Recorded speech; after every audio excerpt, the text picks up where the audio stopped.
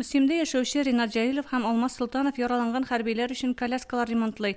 Тормышта туган гади бер очрак тотылган гамәлгә яраксыз хәлгә килгән инвалид коляскаларын төзәтеп, аны госпитальләрдә дәваланучы хәрбиләргә махсус хәрби операциягә җибәрү өчен менә дигән мөмкинлек бирә.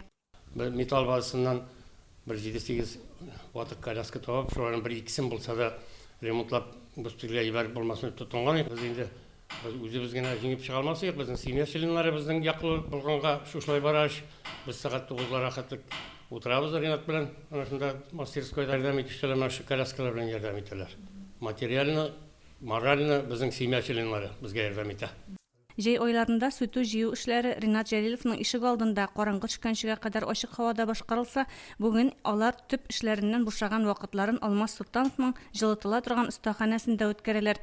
Кыш буена җитәрлек эш фронты булдырылган монда. Шунысы куанычлы, буш вакытларын файдалы эшкә сарыф итүче волонтерларга ярдәм итүчеләр күп. Безгә алып килделәр ГСВ группасыннан тоже носкилар, баллар алып килделәр.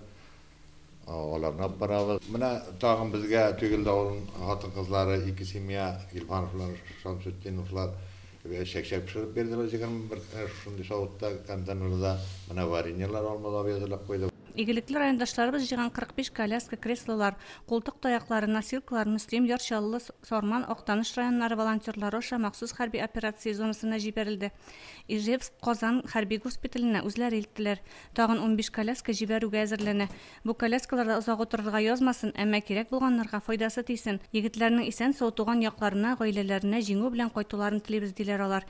Ринат Җәлилова, Динар Нуртдинов, Мөслим телевидениесе.